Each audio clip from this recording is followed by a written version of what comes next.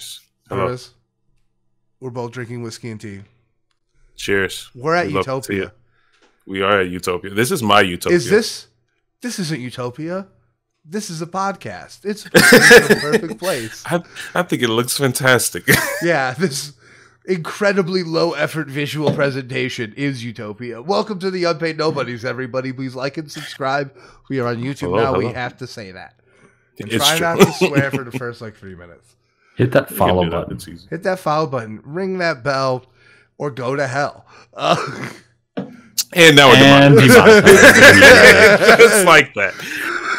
All right, Pouring out for the homies. Start in the over. Oh my god, we're not starting over. The train's going. Train's Absolutely going not. strong. Yeah. Hello, everyone. We're here for the biggest release of the sit. No, I'm just playing. Low-key though, is this the biggest release of no, Kendrick, but Yeah. Of the year, at least. this this is year, definitely yeah. the biggest of the year. I was saying in the history of the podcast. But Yeah. I think this Tough is. to begin. I think this is bigger than Mr. Morale. It's no? no. I it's think competitive. I think Mr. Morale definitely, I don't know, Kendrick Lamar, he has a Pulitzer, man. It's a different, He does have a Pulitzer. you know. Also, I did do research, and I know numbers don't mean everything, but Mr. Morale technically outsold it. Technically. Well, yeah. I mean, I don't time think will that tell. matters. No, I know, but Yeah, I don't think that matters. But I look, I'm not saying it's by a great margin. Maybe they're tied, but personally, I just hold Kendrick to the highest esteem. it's Kendrick Lamar. Speaking of which, I'll be seeing him tomorrow, and guess who will be joining me? Jasper. Huge. This is your third time. Jasper, is this your first, time, yeah. second? First. Oh, this is big for you. No, My God. no, and I haven't Prepare seen yourself. him in almost 10 years. It's been a decade since I saw Kendrick Lamar. Jesus. Yeah. So, Okay, so I'm the most recent then. That Oh, sounds by like far. last year. By far, I saw him December 2013. If it's anything like the tour that he was having, which I'm assuming will be for this album, prepare yourself. That's all I'm going to say. Just prepare yourself. I'm excited. Look, if God got us, then we gonna be all right. Brandon, you don't even believe. I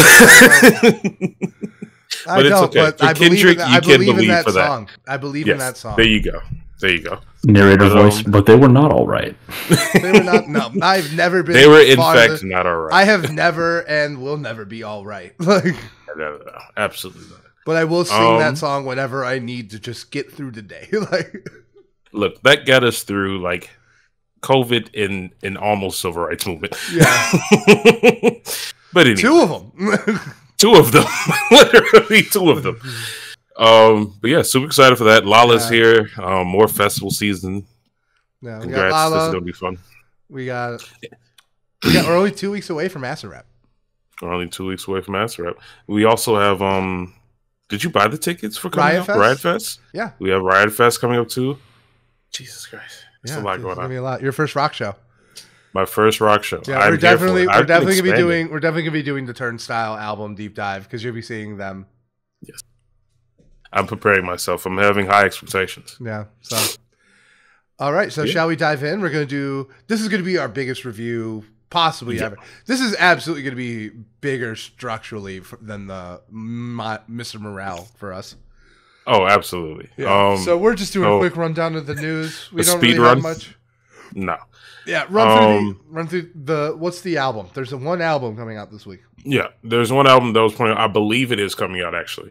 I've heard some rumors. No, it's one of those. But yeah, Trippie Redd is supposed to be dropping his A Love Letter to You 5, the fifth one. This is amazing that it's been that long. It does not feel like it's been around that long. But I'm here for it. I listened to his last album. I'll always give it at least one spin. We also have a ton of singles coming out. We have the return again of Doja Cat coming out with Paint the Town Red. I'm excited to see that sounds what good. she's going to be saying, especially after all the drama we've been talking about. And the last single was one of the better singles of the year. So Yeah, no, it was really Let's see it. a highlight for singles of the year. absolutely. So maybe a rollout. We have Corday coming out with Make Up Your Mind. We have Lil Yachty coming out with 2 new songs as well. The titles were not actually displayed. And then we have probably one of the bigger singles, I think. We have Usher featuring 21 Savage and Summer Walker coming out with Good Good. Yeah. Super excited for that. That's a great mixture. It's just some big names, and it's going to come together so well. And then we have your boy. We have Denzel Curry. Dude, is he going to drop something, you think? It feels like it, right? There's been a couple of songs out. Yeah, Blood on My Nikes and now this. Hell yeah, dude. You know me. I fucking love Denzel Curry. I think he's better than most rappers. That is true. Yeah. Absolutely. So, Jesus Christ. The lineup, you're going from Killer Mike to Denzel Curry possibly. Oh, and Benny the Butcher and West Side Gun along the way. This is going to be a dangerous, dangerous fall for you. Not to mention the warm-up lap of Scaring the Hose. Right. I will never pronounce that album like normally. Like, well, you have to say it like you're actually scaring them. But anyway, speaking of Scaring the Hose, Astro World. Why would you say something so controversial yet so brave? Yeah. Absolutely unallowed. I'm not. Travis Scott scares the hose a little. Like, it's just a little bit. I understand. The riots might scare them. I get it. Yeah. But yeah, Astro Rap is turning 5 years old. Astro World. Oh, Astro World. Sorry, not Jesus Christ. Astro World is turning 5 years old, and what a perfect transition into potential album of the year. 5 years later, So we have Utopia. Yeah. So this is a drum we beat a lot here. We talk a lot about Travis Scott, but this week we should because he dropped Utopia, and you know what? Like, damn, it's a lot. It's a big release. It is a huge release. Big release. Satisfying release. A lot to chew on. Like, it's not a. I think, like, if there's a word I want to put on Utopia, or at least the experience of it, is satisfying. Yeah, absolutely. I'm not going to lie. I was pretty stressed. I was really worried that this was not necessarily a bad album, but, like, I knew it needed to be really good. I knew it was a coin flip on if it was going to be, like, I knew it was very unlikely to be another Astro World in that it was very good, not great. I thought this was his make or break moment. And you know what? He didn't break. Damn. He didn't break. Like, I gotta keep it real with you. He didn't break. So, I think we've all talked our history with Travis Scott to death. So, I think we should go around, and we can start with Purvis. I'm just like, I literally told you. We can also start with Jasper. Like, either one. Jasper, you might have been a fan longer than me. Maybe. I don't know about longer, but I think I've gotten really very, very heavy exposure for like a long time. Because I would say like I knew his stuff, but I became like a fan in like late 2017, early 2018. Okay. At least for me, my first official album that like I found Travis Scott and actually listened to was Birds in the Trap, which was 2016. That was the first time like actually listening to it. Well, I was listening to Rodeo like when it was out. Like when it came out, like I wasn't even really listening to music that much, which might have been why I bounced off an album I otherwise hold in like high regard. Which is why I probably don't have as much of an emotional attachment to it. But no, I was there for Rodeo on like day one. Like, just because, like, I had heard 90210. Yeah. And I was like, oh, this is pretty cool. And then Antidote, and I loved Antidote. Absolute classic. Yeah. And then the whole album came out. So I think I've actually been the one that's been around Travis Scott the longest. This is true. Yeah. And then you went away for a little bit. It's not my fault. Yeah. It's not my fault. Rodeo came out when I was a senior in high school. Yeah. I was too busy struggling. Yeah, like I was already in college, and I went to college at a much older age. Like, there you go. So like I was very much fully in when Rodeo hit, and I remember the moment it was having. But like once again, like the music just didn't grab me. You know, I was not very dialed into music at the time. I was very into, like, I was going into film school, so like everything I was listening to was like film related podcasts. Like I was like completely submersed for like 4 years. Like there was like a big break. I didn't even get into Run the Jewels until like the Run the Jewels 3, because like, and I knew Killer Mike. I had listened to rap music when it came out, but because like I was so unplugged for a few years. But like I did listen to Rodeo because like I was in college and like it was like, oh, we need new music to get drunk to. And like, let's play Antidote on repeat 5 times. It's just like it'll get the job done. Yeah. God damn it. That was literally what we did. That was literally my first exposure to Travis Scott. Yeah. Well, Jasper, how was your first listen to Utopia? Or before actually getting to that, what were your fears? What did you want to hear? So, for me, it's tough. Like, on the one hand, I feel that I really, and we did kind of talk about this, but I really do like sonically what a lot of Astroworld brought to the table. So for me, I didn't necessarily feel like he needed to reinvent the wheel in order to have a project that I personally would enjoy.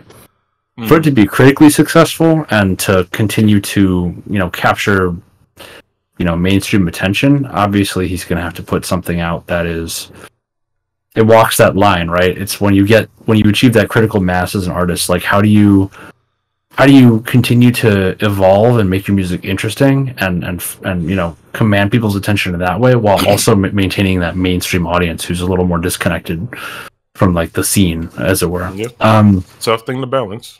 Yeah, so for me, I was fine either way. I felt like I really enjoyed the singles he put out in 2021, which were, Mafia and then Escape Plan, and I like that trajectory. I was like, if it's more of this, I'm cool. Like, it's good. Great songs. Yeah, and then we got K-pop, and I was intrigued. I don't necessarily really care for that song particularly. Like it's a jam, whatever, but it doesn't really hold up to a critical listen. But I said like, hey, this is probably like one kind of outlier in a project that's going to be a little more cohesive, and because this doesn't sound like a signature Travis sound at all. And I think I was pretty damn right, like looking at how the project came out. But it's one of my favorite songs. Yeah, I was really looking forward to like just consistency and like really not necessarily over the top, but just super polished production. Very kind of rhythmic and smooth flow, but it's Travis Scott project. I'm not expecting it to be the most lyrically dense thing I've ever heard, and I think anybody who goes in looking for that is going to be disappointed inherently, because Travis isn't Kendrick. He's not even Kanye to that extent necessarily. So it's just one of those things where it kind of comes with the territory, and I think that where the album hit was for me a little more on the experimental side when it comes to like the spectrum of what is my understanding of what he would be doing. But in doing that, he did it in a way that kind of exactly met my expectations as far as like production and vocals or lyricism. Yeah, it's like mainstream experimental, right? Yeah, like it's yeah. Not I mean, like, it's like Yeezus in that way to me. Yeah, it's not like completely, throwing form to the wind and like really pushing. It's not unhinged. It's not Death Grips, but I do think it legitimate. But like I do think it legitimately does push on like what are Definitely. like the acceptable mainstream sounds, right? And I also think to its success, I think where it's not pushing it, it's like subverting it. It's kind of like doing it. It's kind of like doing like mainstream or classic hip hop sounds like in a Travis way. Hyena and Modern Jam, I think, are like exactly that. And Modern Jam's an old beat, but it's still him. So like I don't fucking fault him for that. But like but yeah, like I would say those maybe aren't super experimental, but they are great. And also like I think just like inverting like expectations, like giving you what you wanted, but giving it to you the way he will. Oh yeah. Absolutely. Yeah. And I think he's one of the best at completing that and walking that fine line, because he's actually created such a specific sound for himself. I think at this point he's the lead for that psychedelic hip hop kind of sound. Oh, 100%. Yeah. At least right now. it really. I gotta see how the ASAP Rocky album comes out. Like, this is extremely good. I will probably see that, but like, I guys like, because he's really the progenitor of it. He was one of the first ones. Yeah, I definitely prefer what Travis Scott has done with it. I'll give you that much. Utopia's Save Kids See Ghosts, probably my favorite album in that sphere. But I don't want to discount ASAP Rocky when he has an album right around the corner. He said there's been rumors that it's supposed to release in August, so it will actually be right around. There are rumors that it's also like targeted at Travis. So I think that's already. Yep. Yeah, so I think that's interesting. We're gonna have an actual like competitive album release for psychedelic hip hop, which I did not expect for this year. Yeah, that reminds me of there's like a Let's Argue segment from Fantano where somebody says Travis Scott became what ASAP Rocky was supposed to be, and I was like, damn, like that's accurate, like shit. That's kind of accurate. Yeah. Like that's super accurate. Yeah, I also think I definitely think anyone who's honest would have to give ASAP Rocky the credit for like creating that sound. But I think Travis ran with it, definitely way more. I have a lot of respect for ASAP Rocky, but like, and I'm not even the biggest person on Travis Scott, but I unilaterally prefer Travis Scott's projects to ASAP Rocky's. It's hard to like kind of go against that when you have this kind of project in front of you, because he did very well on this, I think. He definitely pulled it off, because like I'm not Jasper, I liked Rodeo. I liked Rodeo a lot, and I've grown to love it actually with age, right? Mm-hmm. Birds I've always think is like a kind of a letdown as an album. I think there's some really great songs on that. Like, I think some of his best songs might be on Birds. But I think as an album experience, it is far and away the weakest he's put out, like, of his big albums. I agree. And then Astroworld, I think, is, like, good, not great. Like, I think, like, I really enjoyed it at the time. Purvis was there. We listened to it a lot together. But I think there's a lot of fluff on it. There's a lot of stuff that, like, isn't compelling even on, like, a surface level, sonic level to me. And...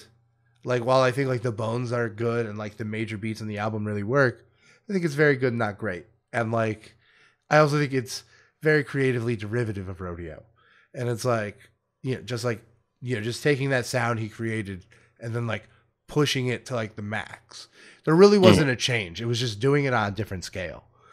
It's like when you see like a sequel to an action movie and it's just like, now it's two cars, it's like, it's still the same thing again, right? The latest Mission Impossible.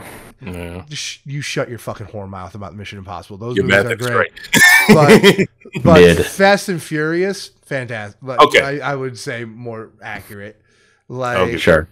Yeah, I mean, I gotta ask, like, what about Astroworld did you find fluff to be like fluffy? The fact that I could not I've listened to Astroworld maybe 20 times and I couldn't name the back half of the album besides maybe Coffee Bean. You can't name Astro Thunder? No. Oh, like no, sad and like sad I think you just have to understand that like other people, because like once again, like I come to this, like I definitely am the kind of person who can appreciate like a soundscape and everything, but like this is hip hop, and like while there is a certain amount of like, I didn't come into this expecting Michael, and like spoiler alert, I think like rap wise, like vocally, I think he absolutely stepped his game up on this album. So like I was even satisfied in that regard, to keep it real. But I feel like you can say to a certain extent like, oh, it's Travis Scott, you don't care, but it's like, but that's a historical part of the genre that he's playing in, right? Like I think like it's kind of tone deaf to like not to like gatekeep that kind of criticism away from it, to kind of be like, well, like they just kind of shut down a discussion about his lyricism. You know what I mean? Sure. Because, like, look, if it was rock music, or like electronica, like there isn't like a super important legacy of lyricism in those genres, right? But there is in hip hop.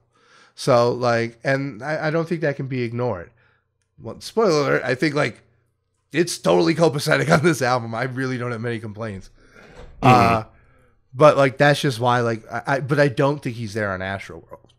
You know, I think like it's good, not great. I don't think he's using his voice as a producer well, if that makes sense. Yeah. You know? And the other thing is that I think in Astroworld, I think Travis Scott gets lost a lot. You know, I think it's a very feature heavy project, and I think Travis Scott like gets lost in it a little bit, and I think that's, you know, kind of a problem. That's the difference between like a Kanye West and a DJ Khaled to play with extremes. Like I think those things are connected too. However, once again, to just bring it back to Utopia, I think that's a thing he did much better on Utopia. I think like he used the features to put himself in the spotlight, even though there are definitely tracks on here where the feature shines brighter than him. That's going to be the case all the time. Right. So I think there are all these points of weakness for me personally, but I think a lot of them are rectified on this album. For me, once again. Yeah, I was actually going to say, I think that's a great point that you're bringing up, because just in general, a big part of hip hop is the lyrics, obviously. And like someone can get lost when your specialty is the production part. If you don't have a lot to say, the message is not going to come through as well.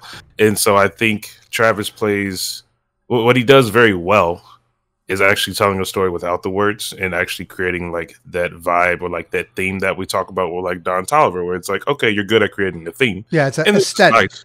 Right, it's an aesthetic. And what might stand out a lot, I think what is different between Astroworld and the rest of all of its projects, just in general, is that it's supposed to be more light-hearted and it's supposed to be more colorful and like playful in general, whether it be the concept app that comes with it or the actual themes that come up in the music.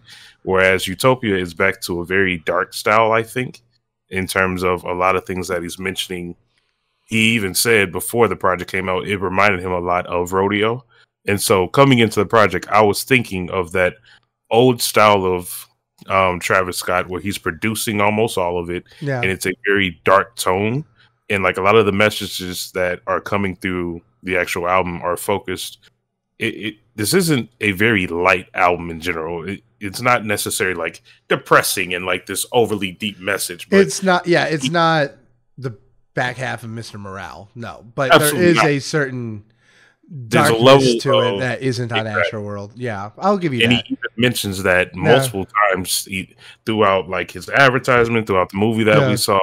It's meant to portray like the Utopia that you're thinking about. It's not heaven. Like a lot of people are like, oh, it's like heaven. Like, no, it's a Utopia is a very specific place for everybody. And it's not always going to be a picture. And I think he actually portrays that pretty well in the album. Yeah. I definitely think the album has substance and it has ideas that it plays with. I don't necessarily think it's like it dives deep into those ideas, like a la a Michael, you know, like the way Michael dived into like ideas around faith and like his feelings on certain issues. But I would not describe this as a substanceless or even like particularly light on substance album. I think it really does deal with like coming to terms with the subjective nature of Utopia, which I really think is just an extended metaphor for happiness. Yeah. And like, you know, and then also like kind of there is like a weird existential thing because it's something I'm experiencing in my own life. And like he kind of touches on it in the last track that I think is phenomenal. I think a lot of the conceptual touches throughout this are really some of the things I really like more than anything else this year. When you achieve happiness, there's often this feeling of like, what do I do now? Like, cause your life's not over. Like even when you arrive at that place where you can accept, you know, Utopia or your own inner peace, there's still an existential dread of like, what's next, you know? Like I remember when I was at the point where I was living on my own and I didn't really have to worry about money. I kind of went through that where there was like almost like a dread around the fact that like I was finally happy and there was nothing like it felt like there was no longer an excuse for me not to feel happy. You know what I meant? Like there was no longer something I could pin it on. Like it was all up to me now. I think the last track dives into that idea like it doesn't get super deep to a core of it. It's not like a philosophical think piece, but I think it gravitates around that idea enough to be affecting. And while also just painting like this gorgeous soundscape. And to me, frankly, that's enough. Like with the level of, I think this is probably my favorite Travis Scott project because like, I think like it kind of just delivers on everything. Right. I think a lot of like his bars or whatever, I think they're just like kind of very subpar in his last two projects. I don't think that's the case here. I think like, yeah, it's not what you're here for. It's not to be expected. Like, I think at this point, like if you come into Utopia and you're like, oh, this isn't To Pimp a Butterfly, I think you're missing the point. But I think this is like the first album where that's the case. Right. And I also, once again, and I just want to take my W on this because it's a long time coming. I always said like there was something about Utopia where I just did not want to chalk it up to be like another one of Travis's classic. I always felt like there was more there. I always felt like there was a second, like I needed to see what he was going to do next. Oh, you mean Astroworld? Yeah, Astroworld. That's okay. Yeah, I would always, and Purvis is my witness. I always said it's I always resisted the idea that Astroworld was a classic just because it's like it's too similar, and like we have to see what he can do next. If this is all he can do and he pewters out, maybe we could talk about Astroworld being a classic. But obviously not. Absolutely. But if he's a real legit shit artist, he's really going to keep pushing himself. And that's where he is, right? And now like that conversation where like Utopia is Utopia a classic, I think a lot of people are going to change their tune on that one, to be frank, around Utopia. I think it's tough for me personally, at least for me personally, because I do like Astroworld a lot, but I'm not going to lie. While I was listening to this album, I did think about a lot of our conversations that we've had about Travis Scott, and a lot of them are centered around what you're just talking about. If Astroworld is actually a classic, we used to argue about like the lyrics and all that kind of stuff. Like all this kept circling back in my mind, and like the fact that we've had all those conversations and actually seeing like what he can produce and what he did put out, it was nice. I'm not gonna lie. It was actually nice to like see that he's succeeding my expectations. It was the first album in a very long time, besides the Forever Story. Like I went back and checked. At least of this decade, from 2020 and further, it's this album, Mr. Morale, The Forever Story, and Personally Heaven or Hell for me. Even though I know that doesn't apply for everyone, those are albums that like really, really are standing out to me right now. Yeah, and I love the idea of like actually seeing it come into fruition. It's like actually here, and it actually satisfies, and it actually a lot of people are discussing it in depth. Yeah, like no, I think a lot of people, I definitely think that there's a impulse where people are a lot more open to critic. Like when people are like, yeah, this is good, let's explain like everything. I think people are more open to critical conversations about things. I think like, you look at the movies that are coming out recently, Barbie and Oppenheimer, like a lot of conversation around those movies because they're good. And like, people can have like respectful, critical conversations because like, I think social media can distort people's perception of things, because like if you're constantly looking at Travis Scott content, you're just going to be served more, or Travis Scott fan content, you're just going to be served more and more concentrated versions of that. And then you think like, oh, like everyone is, this massive fan, when in reality, I think most people are like, yeah, he's cool. And like, there's this really hardcore fan base. And now everyone's just kind of like at an even kilt. Cause like everyone, at least as I perceived, it seems like everyone is like, yeah, Utopia is good. I've seen very little pushback on this album. I don't know. I feel like critically we've seen a good number of people who are kind of panning it, not necessarily as like, oh, it's a really bad album, but just like it doesn't hold up. And I mean, I sent you both. We don't have to get into this because bad reviewer's gonna bad review, but Pitchfork, their whole thing, and then even the whole Fantano score. It's like, are we really gonna go down the same rabbit hole that we did for Astroworld with him, where it's like, oh yeah, it's like a strong 7, and it's like, I don't know. I think it's such a different project. I think it's very difficult to just like look at everything that's come out and be like, yeah, this is the same score as the last one. You know, it's just like it doesn't. No, sit right that's with me. complete bullshit though, because like just because like they're different projects doesn't mean they're not like quality. Do you think it should be higher? But that's what I'm saying. I'm saying that like I think that there's a greater quality. I mean, to Utopia. I agree. I would agree. Like I would not give Utopia a strong 7 if I use Fantano scale either. Yeah. But like, I don't know. I feel like it's very cuck shit to get mad about like a reviewer's opinion because like one, we're reviewers. We're out here putting our opinions on the internet. Sure. And the other thing is like I feel like it's even more cuck shit to be like. When it's a 7 out of 10, it's like that's a high score. Like that's, you know, like what I'm saying is that it seems like there's a disconnect between what people who are consuming it are saying about it as listeners and people who are strictly just reviewing it. And that I find that happens a lot in movies too. But it seems like in music that tends to happen a little bit less, at least in my experience. But this is just like. It seems like there's just a bit of a divide there, is what I'm saying, and I think that that's kind of Fantano's like kind of bridging the gap, but then you've got other publications who are just like giving it lower scores, and I'm curious as to why that might be relative to like how people are consuming it and enjoying it. Have you considered that there's just people who think differently than you? Yeah, sure. I mean, like it, but like it's Occam's razor, right? Like that's almost certainly what it is, right? And is that really something you need to? Like it seems weird to get upset about that. All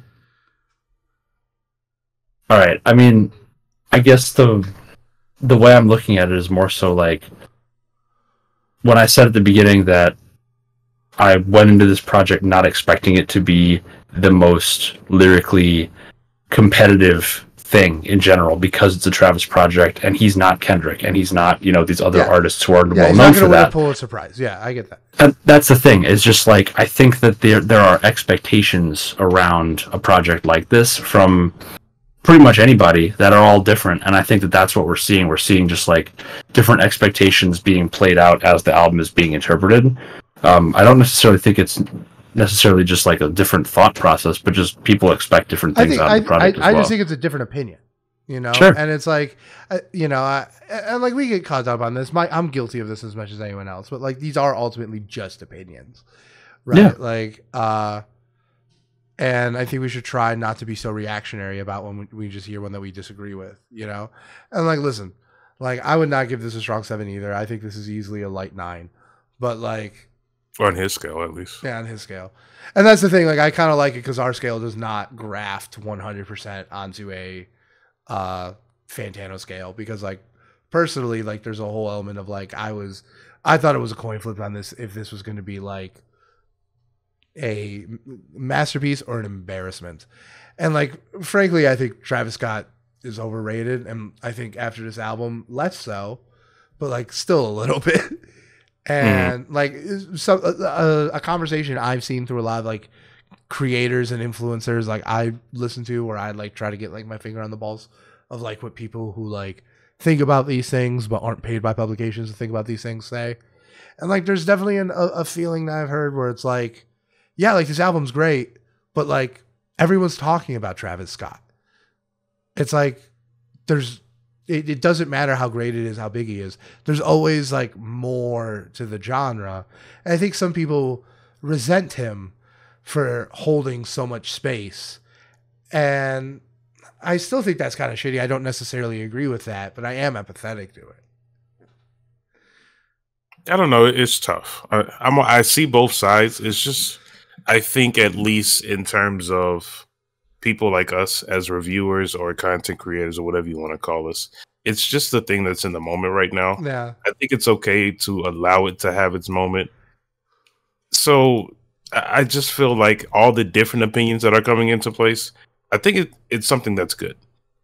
The fact that an album came out with this level of quality that it is actually accepting both positive and negative feedback. Yeah. No, it's actually more of a positive thing than anything. I agree. I definitely think this album is a very positive moment for like, right. You know, totally.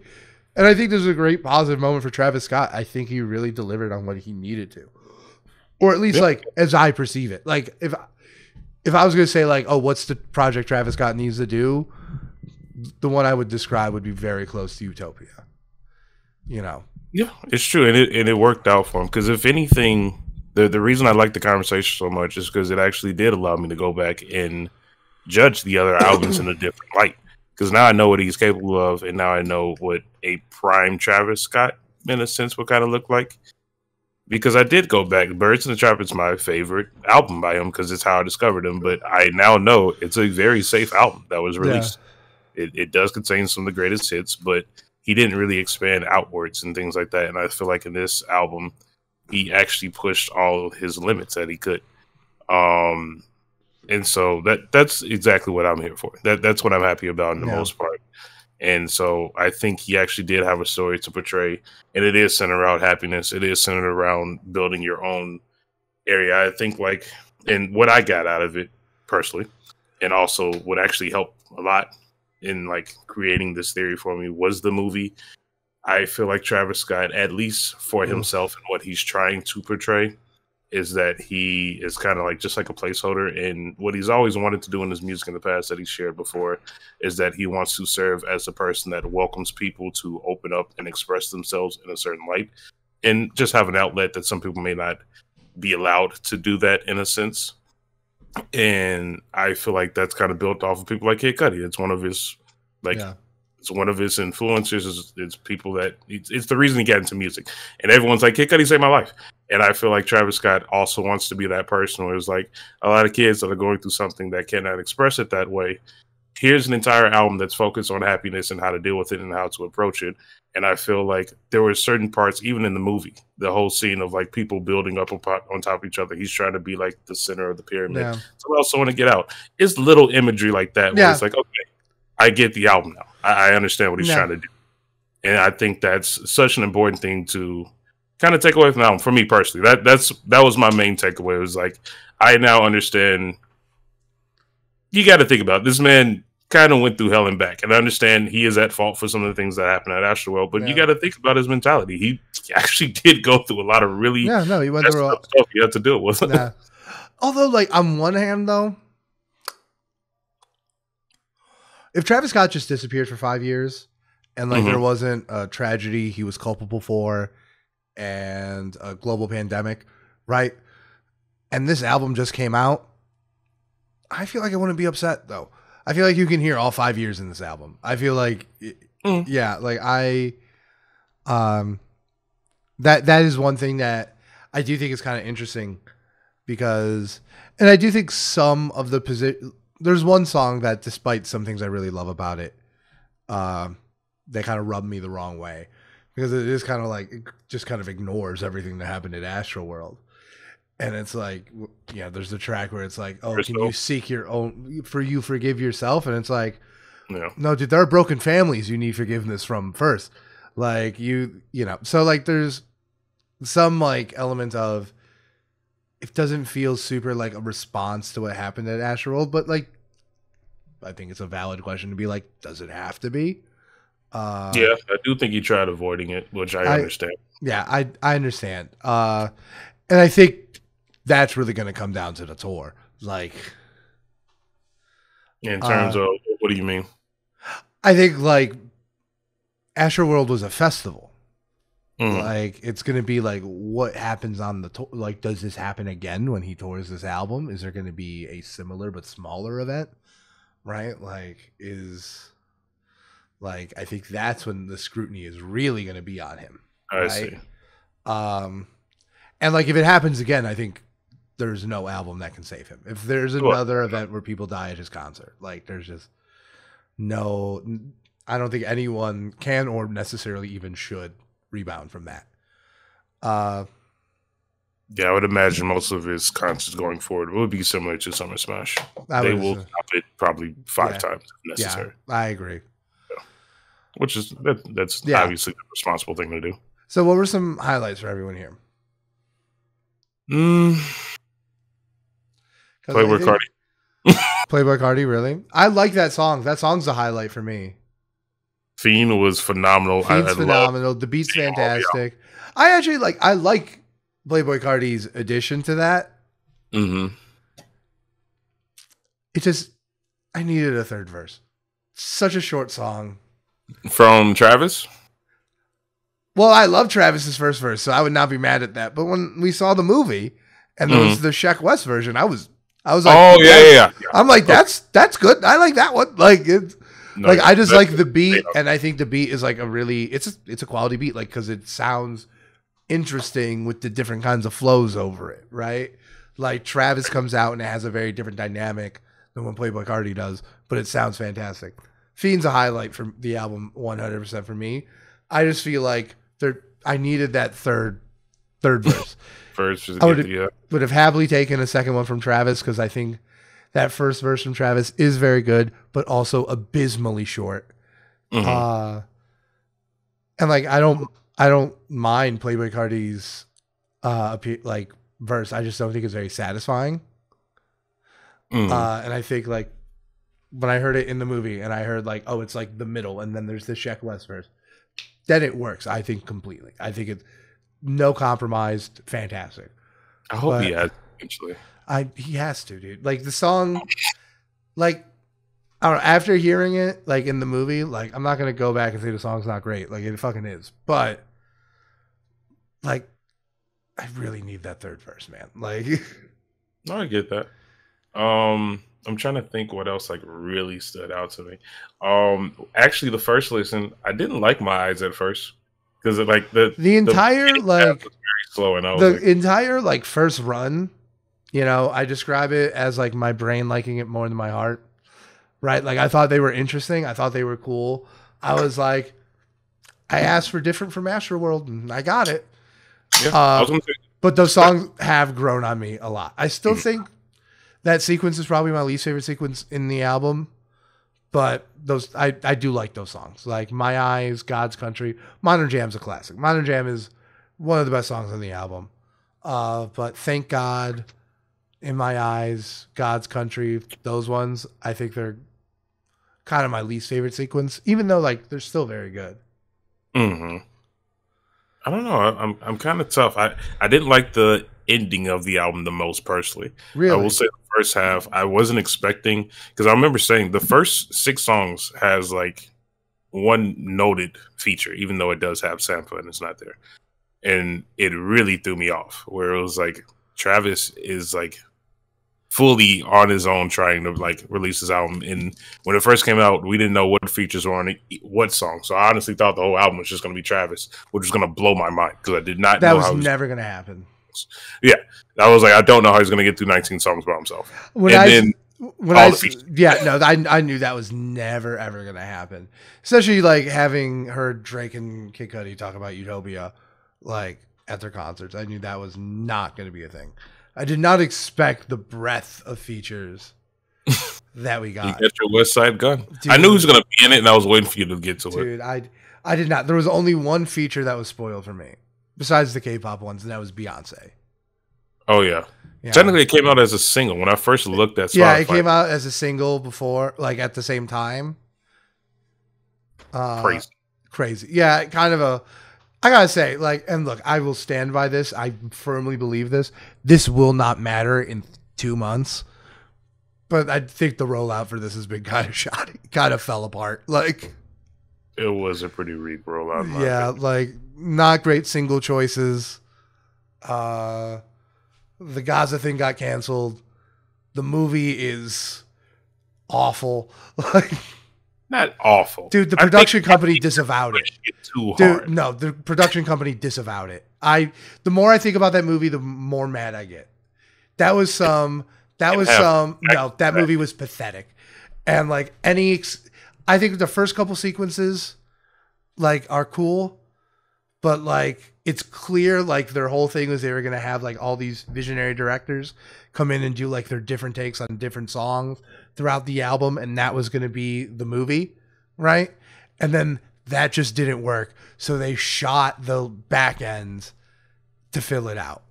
I think that's just a stretch. Why is that the conclusion that you're coming to? I understand because the production company A24 has disavowed it despite it being on their tax record. Travis Scott didn't want to sign it for release. They did not credit a director with that back half. It's very obvious. Like That's this what I'm is, saying. I think any conclusion otherwise, I think is kind of cuckery. Like, That's ridiculous. You can't say that. yes, I can. You cannot like the second half. That's fine, but people can like the first half and other. No, parts. I think the first half is fine. Like, first off, it's not the first half. It's like the first quarter. And I think the first quarter is fine, but like when they run out of like stuff, like, and they just move to the concert footage, which they clearly didn't plan for because they did multiple songs, which was the most boring shit I have ever seen in a movie theater. Dude, I have seen HR like films in movie theaters from when I worked there that were more entertaining than the back half of that thing. It was pathetic, dude. I'm sorry. It's okay not liking the second half. No, it's pathetic. I didn't like the second half as much, but that wasn't like the whole movie. There was still a whole concept to the beginning of the movie that it was actually cool. Yeah, but it completely falls apart though. Stayed afterwards to even see what director did it.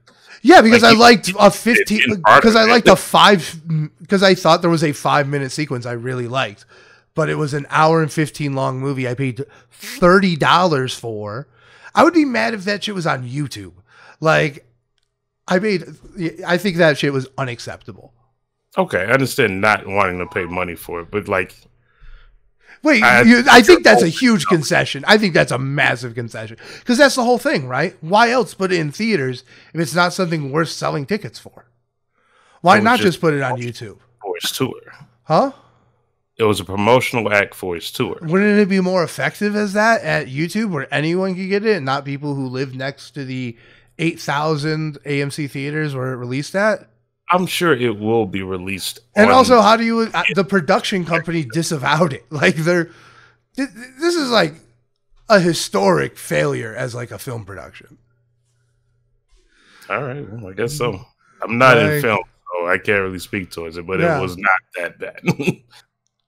No, dude, that back half was like the laziest fucking thing I've ever seen. The most like, I gotta throw shit on paper and turn in my homework.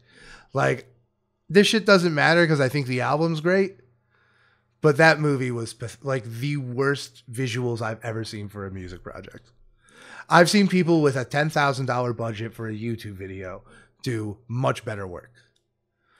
This is Travis fucking Scott. I think like that is unacceptable. I do understand it's Travis Scott. He normally has amazing music videos, but it's the first time I'm seeing it in a movie concept. I think it's all opinionated. You can have your own opinion, but I just don't think it's awful. You don't need to like give it an F or anything. I would give it.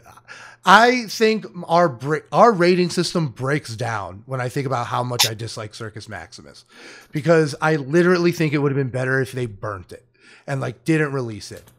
So it made the album worse for you? No, it didn't make the album worse.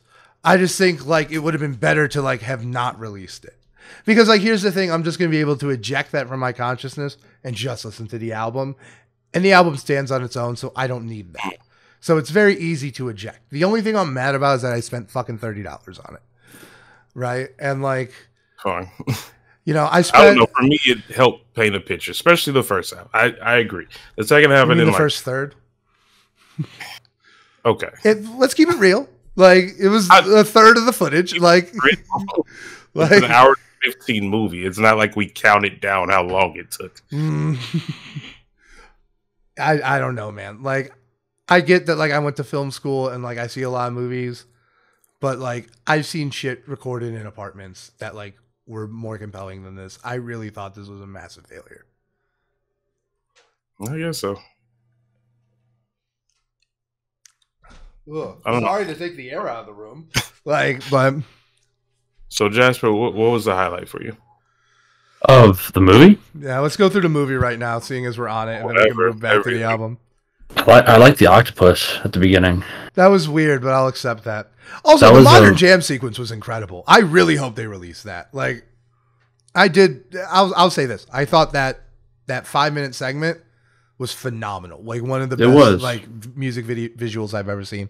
And the first Beyonce one was good too, but it didn't blow me away like the modern jam one. Modern jam was nice.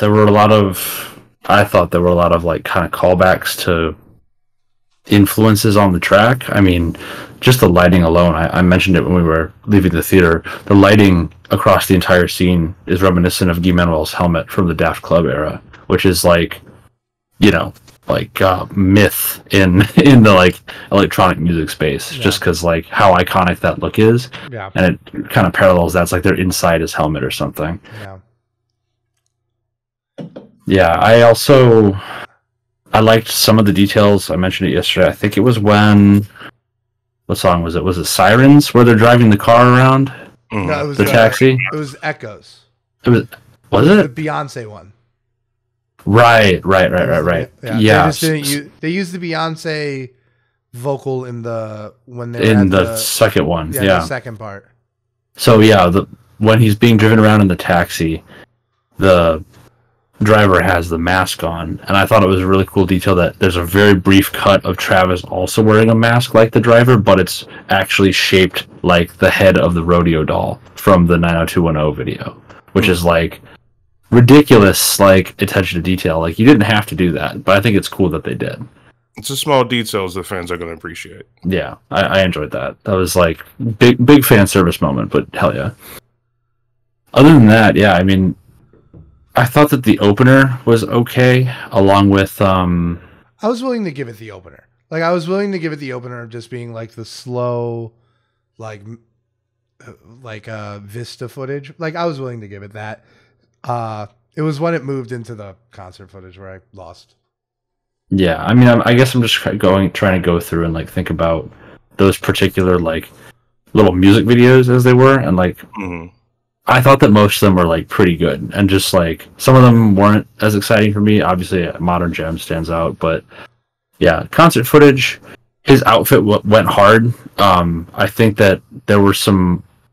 It was cool to kind of see him and the people who were featured on tracks kind of co-play in a space in certain contexts, like the fact that there's like little things or mannerisms that you pick up on in these artists where they're like on camera just idly in some way, which was kind of cool. Like Young Lean going over and taking a seat and then standing back up, and you're like looking at him like waiting for his cue and stuff. I thought seeing that kind of like behind the scenes thing was a little bit cool, just like how that might play out in that setting.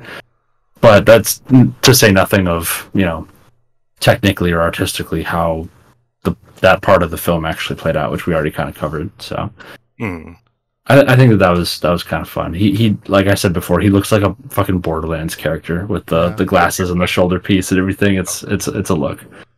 I love that outfit. Yeah. I thought the outfit was cool.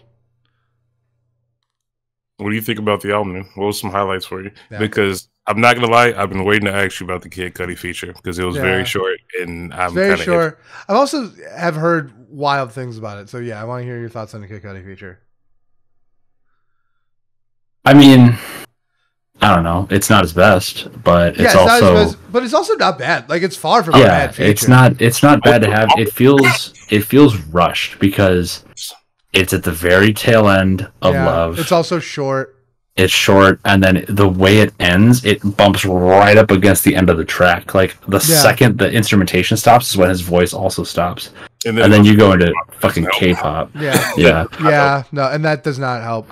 Look, no. I don't think there's any bad songs. Like even K-pop, which I think is clearly the worst song in the album. Like I don't even think that's a bad song. Like at the end of the day, I think it's the worst song on the album, but I don't think it's a bad song. Like I don't think there's any bad songs on the album. Yeah. That being said, I think Love might be like one of the ones I like the least. Well, not a bad song, and I don't think that's a bad Kid Cudi feature at all.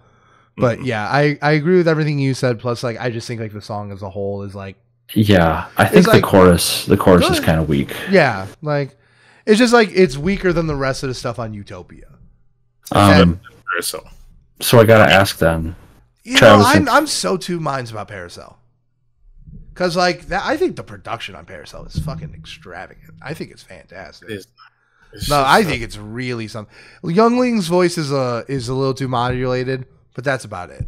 Deep fried. Yeah, it's a little too much, but obligatory fuck Dave Chappelle. Yeah, and I also and the Dave Chappelle thing like annoyed me much more than the Killer Mike when Killer Mike did it. Yeah, Killer Mike is actually friends with Dave Chappelle. I don't know if that's the case with Travis Scott. I would imagine.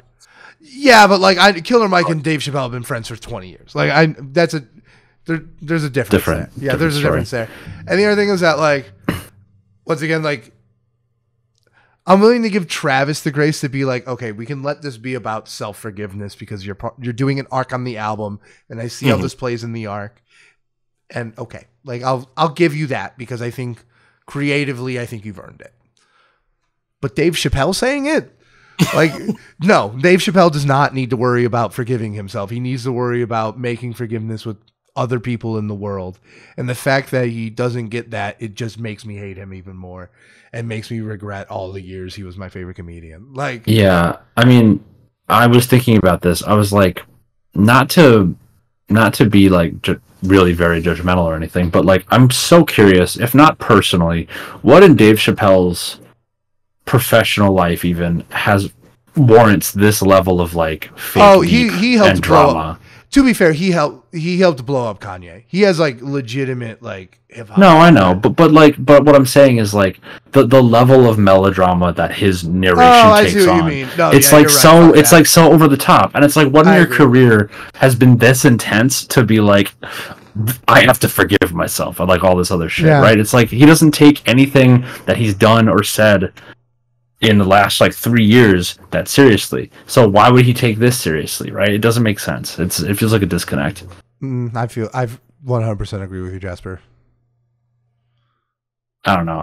I really wish that just weren't there, and it starts with Travis's like deep vocals with like Riding Parasail, because that shit hits. Yeah. No, I do like the song for the like completely. Besides that, like, yeah, I think it's an interlude, but I think that's a weird. I think there's a weird fucking criticism. Like, do interludes have to be fucking like notarized? No, like it's okay if it's just a shorter song. I get that it's like annoying when like something is like an interlude in like 3.5, 4 minutes. I get that. This is not that long. Fuck off. Like, I think this as an interlude I like aesthetically more, or I guess musically more than SDP interlude from Birds. Yeah. But I think in Birds it does more of it does a better job of really controlling the flow and the pacing of the album, even though I don't necessarily agree with the way it paces itself after that. It's like you can tell this is where it breaks down. It's like everything is very slow from here on out. And I think it doesn't necessarily really do that. It just kind of like is a slow spot among Circus Maximus, which is jammin', and then Schizo, which is also jammin', at least for the first half. It's very, yeah. I think Schizo's too long, but it is very high energy, and it does start super strong. Yeah, I think if I Know and Parasail were flipped, it would be more impactful in that way. Because it's like... That's a good call. That's a good call. Because Topia Twins comes in with like so much energy. It's just like, you got to have like a low before you get to that high, you know? The thing, my personal issue with Parasail is the fact that the message behind Parasail is very specific to, like you mentioned, Brandon, to part of like a whole storyline in the arc. I think out of all the songs, the most important one that you would have as Travis Scott is something actually addressing Astroworld and how you personally feel about it. Which he did not on this. Right. No. But the closest thing he did was Parasail, which was him, quote unquote, supposedly forgiving himself to move on to making Utopia. And I think the concept of having a song very specific towards the recovery process after that should not have been wasted on Parasail. Not to say that's a good point. Yeah. No, I got you. That's a very good point. That's a super valid point. No, yeah, you got me. That's a good point. Yeah. Another thing with that, I figured we actually didn't mention it. I'm surprised. The opening opening third of Circus Maximus has those little interview bits with Rick Rubin. Yeah. Mm-hmm. And during that, he says, "I heard there was a tragedy." And Travis Scott says to him, "I'm not here to talk about that." Very interesting choice. Yeah. Yeah. And it's like, but the music does it does the thing. Talk about it. Yeah. This is where you express yourself. Yeah. It's weird. It's like this format that you're setting up seems awfully specifically that good to do the exact thing that you're just not going to do. He didn't do it. Yeah. I think he wanted to do it in outside of the context of the event itself, and like forgiveness for other things too. Maybe, I don't know, but like I know he's had some like personal shit going on, whatever. But like maybe it's just so that it's more relevant to a fan base or to people who are listening to it, where it's like not about me, but about like we kind of thing. I don't know. Just an idea. I mean, I can see it. It is a good idea, no, but I agree with both of you on this one. Yeah. Yeah, it's tough for him. Oh, obviously, it's going to be tough from considering the tragedy. But like I've even noticed, he just had that interview for the 5-year for Astroworld. He did not mention anything, and about that's fucked up because like the tragedy in the album share a name. Right. Yeah. So it's even stuff like that where it's like, okay, you had the opportunity to talk about Astroworld again, and I understand you're not that deep of a person, but you took the opportunity to talk about Lala at Chicago and how every single album going forward, you want to do it live for the first time. It's just like, okay, yeah, but like, talk about it.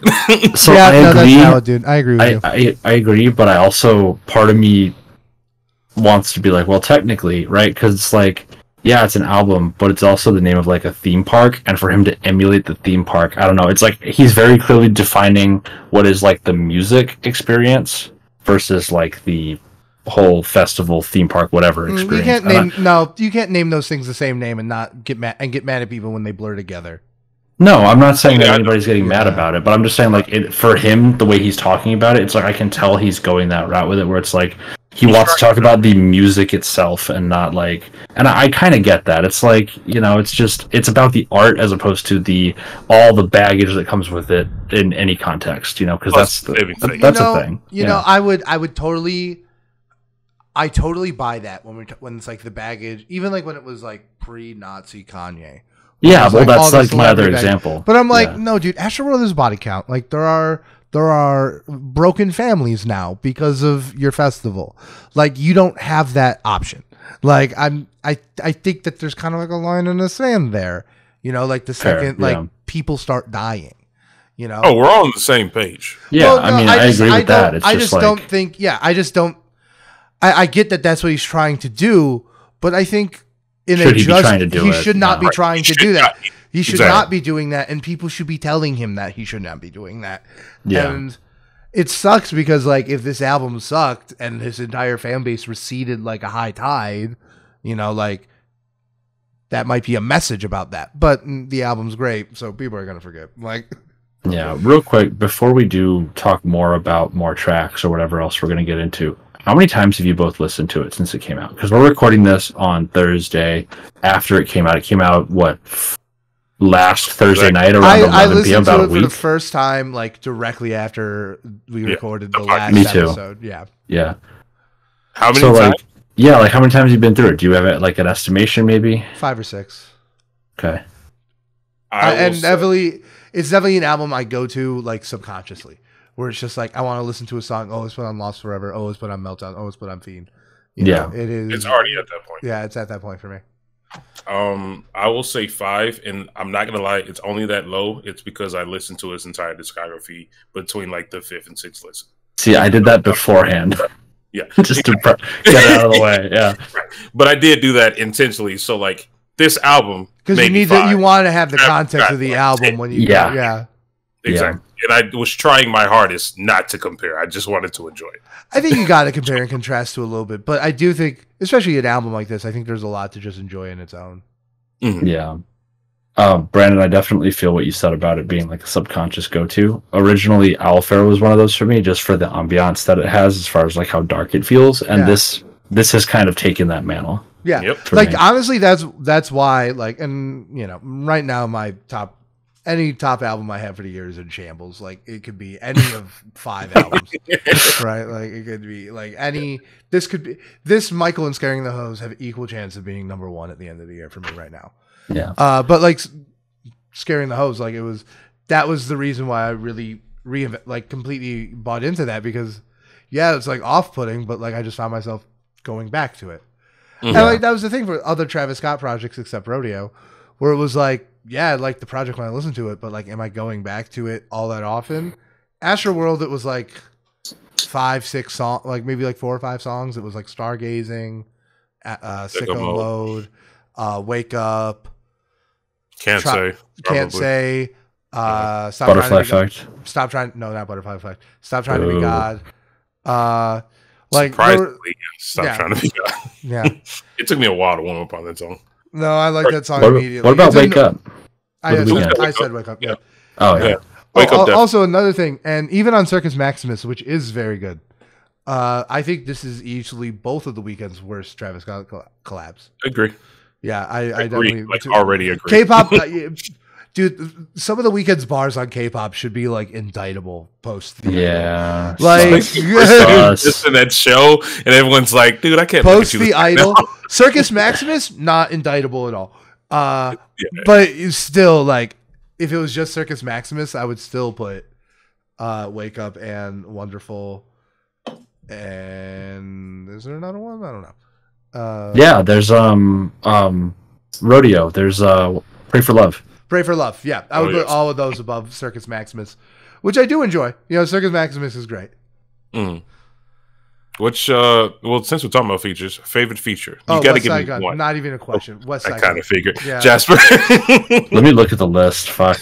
Honestly, T's a Touchdown.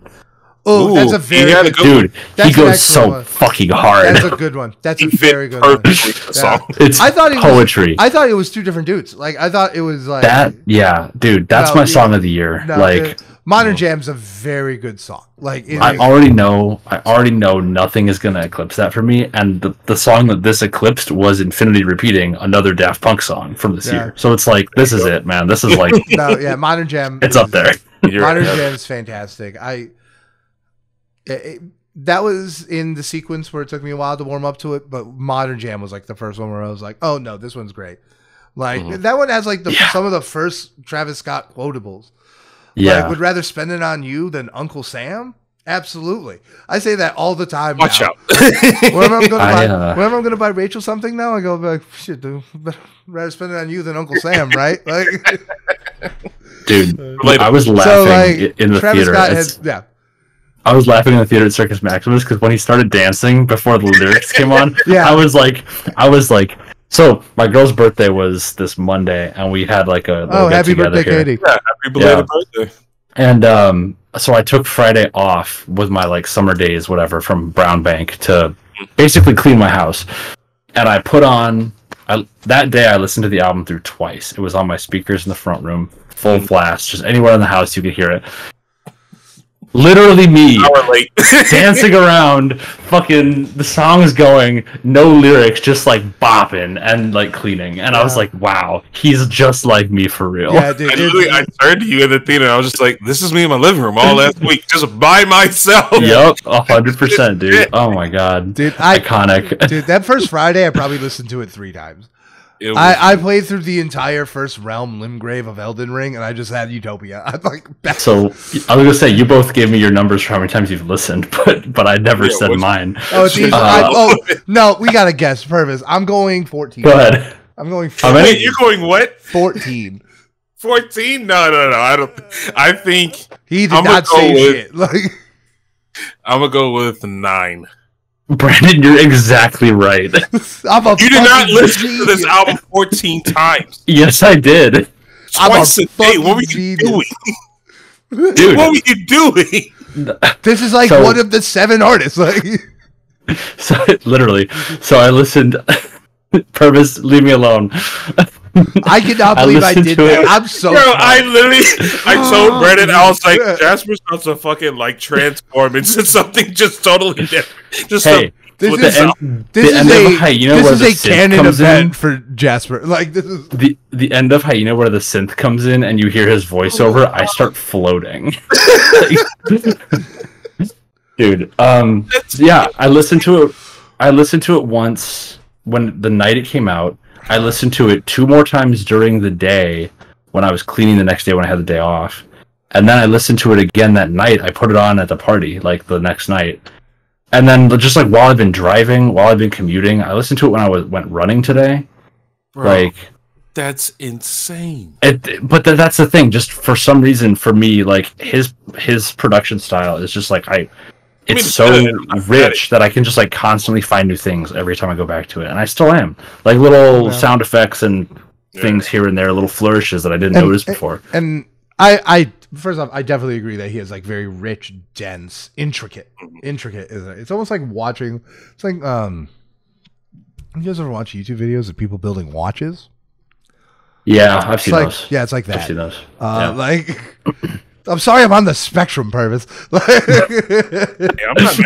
There's your quotable for the week. Yeah, like, but that is your 6-second content. That's all I'm gonna say. Yeah, I just didn't expect it. But like, it's kind of like that because it's all like so intricately put together. Everything, twists and turns at the exact right moment. It's perfect. Yeah. And like, I think this is an especially intricate, deep, and like, I think like the benefit of it was when is that it feels so flawless, right? Because like I think Astroworld does come through on that like production intricacy that I really like from Travis Scott. Like that is the thing that I think Astroworld has that Birds doesn't. Even though like that's where it shines for me. Yeah, even though I don't think Astroworld is. I think now it's his third best album.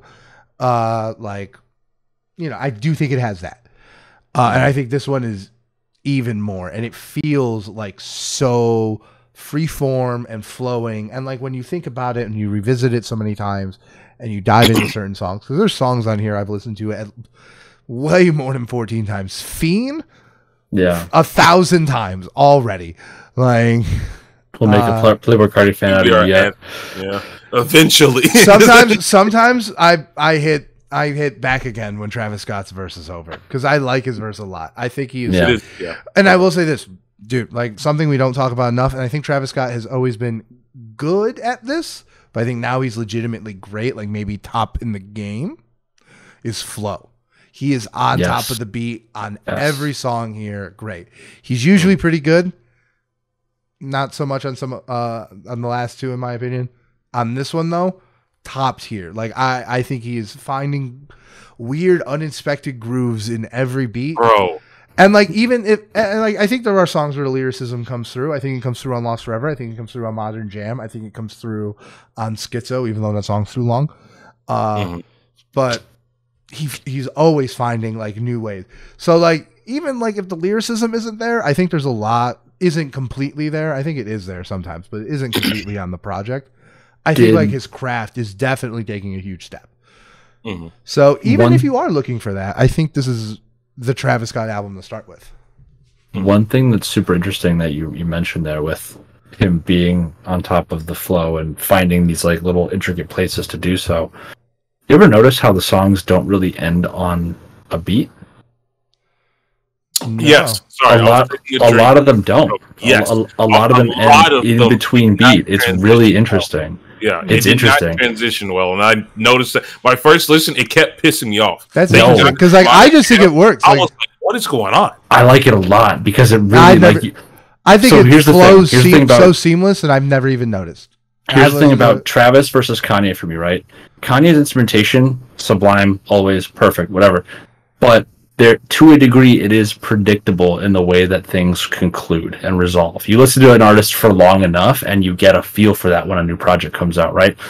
Travis is subverting all of my expectations here in that way. It's like you think Thank God is going to end at like a certain point where it fades, and then it comes back for like that half a measure or whatever it is, and then just like boom, Modern Jams. It's like instantly on.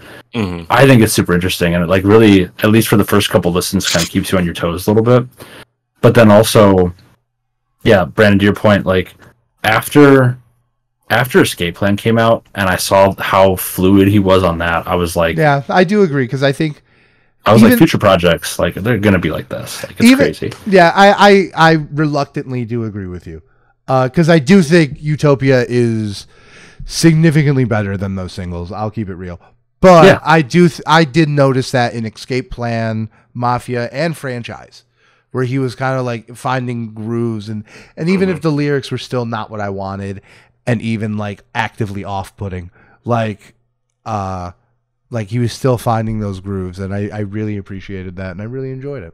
Cacti is not no iced tea. Yeah. I do like that song a lot. I remember I could get the iced tea. Purvis, I've had it. I've had cacti. It's tequila. If you like tequila, it's great. Like, it's a genuinely good seltzer if you want seltzer water and tequila, but no one fucking wants that. like my friend Annette, who you both know, like, she likes tequila, so she drinks that. Like, yeah, that works, I guess. Yeah. What were you gonna ask me? Talk to me about the Drake feature. Oh, Tell boy. me what you thought about the Drake feature, because I gotta keep it real with you. We're having an Aubrey minute. This is great. This is 10 out of 10. Released something great. No, This is a 10 out of 10. Well, I liked her loss, but yeah, you're right. Her loss wasn't great. Know. I'm just playing. Her loss wasn't great. You're right. But no, this was a, and I do kind of love how many people are saying, like, okay, like, if Drake gives me an album of this, I'm back. Like, because I've heard so many lapsed Drake fans, which is a lot of people our age who liked him when you were a kid, but now have, like, outgrown him. We haven't, but, like, more intelligent and mature people have. Like, we are not those people. No, we did not. We paid $200 to go see him. I don't. These two do not represent me, dear listeners. Shut up. You're a hater. Shut up. Shit don't never stop. Like, nothing was the same after nothing was the same. What do you want from me? All right, well, I guess this is shit that make the block hot. Like, look, one day, Jasper, you're going to like a song. Did you like Meltdown? I do. Tell me. I like early Meltdown? Drake songs. Did you like Meltdown? I mean, new songs. Oh, new songs. I mean, yeah, I know you like old Drake. I'm not crazy. Yeah, I mean, yeah. Fair. Yeah, no, maybe. you don't like old see. Drake. No, well, fucking... hey, to be fair, I like God's Plan. I like that song. I like watching the music video in reverse where it looks like he's taking money from poor people. Yes. I think that the album it came out on was a fucking train wreck, but I like that song. Hold up now. No, I'm kidding. I'm not going to sit here and defend Scorpion, even though I have in the past. Like, how many tracks? Was it 22 tracks? Dude, it's no, there is a incredible 12-song track. There's a incredible 12-song album in that. Sure. In the pile. Yeah, in the pile. I would say the same thing about the Pink Tape. Yeah. I would not disagree with you about the Pink Tape. Yeah. I would say maybe a 6-7 song album out of the Pink Tape, but I would not be mad at you. Like, look, I'm just glad we had our Drake episode before Jasper was on the podcast. There will be more Drake episodes, ladies and gentlemen. There will be more Drake episodes. I literally, it's funny. Before we gotta get them in before the allegations start. Like, Millie Bobby Brown has entered the chat.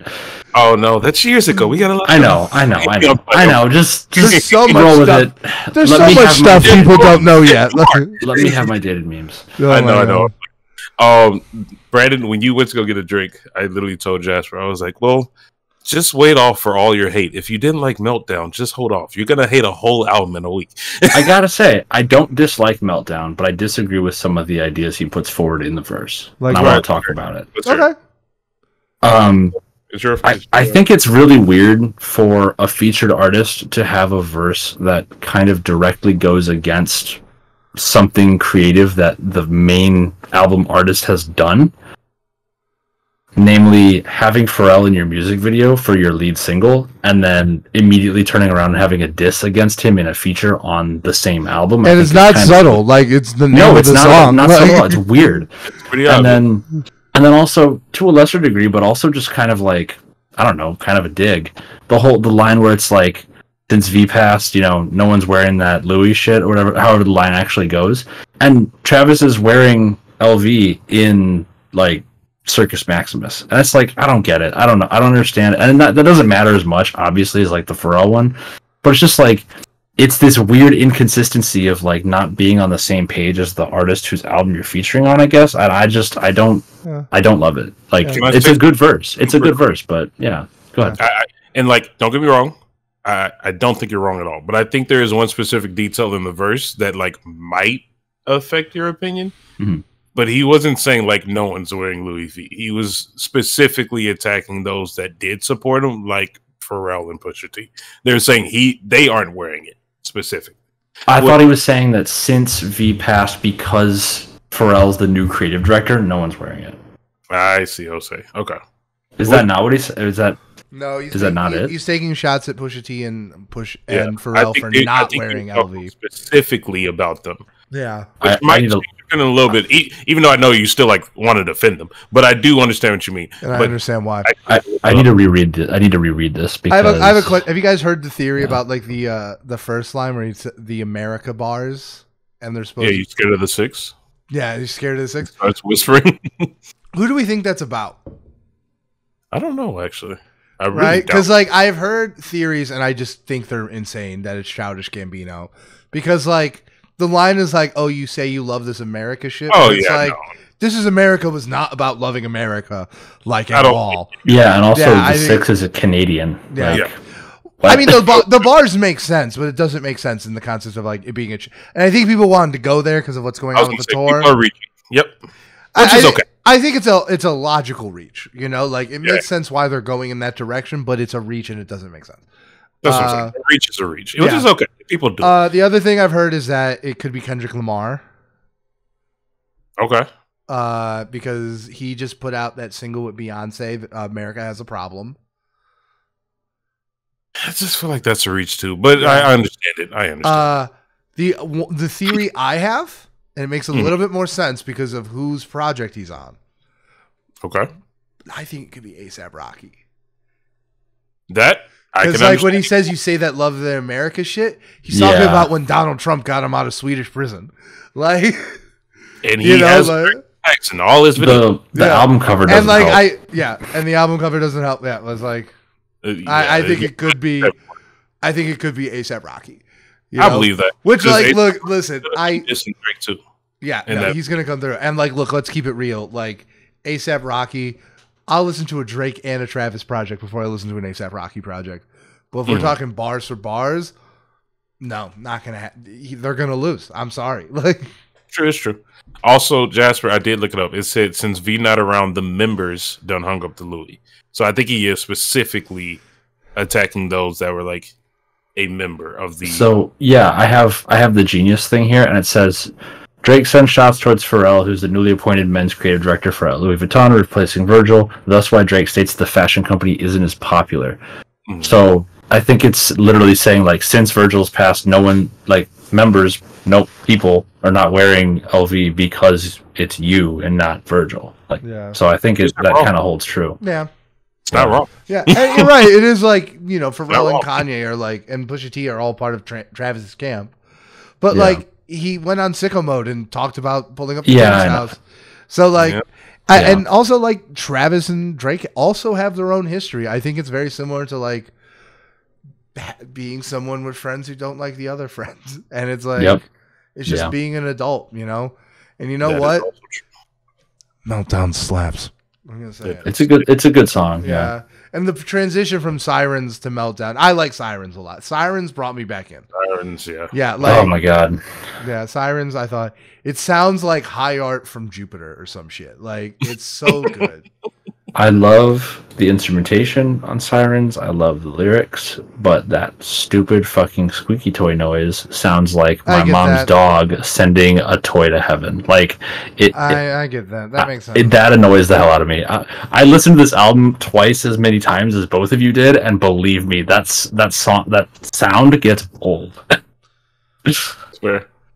Oh, But like, it's a good song. Yeah. I'm trying to remember the meme. There's a character that actually. Oh, it's the person from Madagascar, King Mort. Julian's assistant. Yeah, it's Mort, he's the voice on God's Country. Yeah. Yeah. Did you Oh. all watch the God's Country video? No, I did not. I have not. Actually, I have not. I've meant to, but It's pretty good. Yeah. It's Yeah. it reminds me a lot of the opener to Sicko Mode actually. yeah. I mean, I liked God's Country, but it is like on the lower tier of the album for me. I agree personally. No. Question for you guys: what was the most surprising feature you saw in here? Like, what was the one that was like, what? To me, it was Beyonce. I think I was getting, going to say the obvious answer. Beyonce's wild, yeah. getting Beyonce on a project is nuts. I mean, to be fair, like I didn't necessarily think SZA was a surprise, but I think the extent to which SZA delivered is Jesus. insane. Yeah. That feature One of her best hits. videos ever. I remember, One of her best videos. dude, my favorite thing was I played the album for Rachel, and when that song happens, like 2.5 minutes in, and that's another. I think this song might be a little too long, but less so. It's grown on me. Just the Future and Travis part. She looks at me. She's like, "This is beautiful." And I'm like, "You have just wait. You have no idea." Just and then wait. like I saw her face. She was playing her Switch on my couch, and we were both playing video games and just listening to Utopia, and like she's like when as like SZA started, she just like. It comes in like so strong. She gives a showstopper, dude. I think like if we're trying to be like which feature has the biggest impact on the album listening experience, it is absolutely SZA.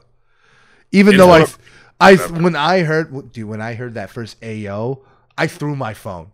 I was wearing this little hat. I threw that off.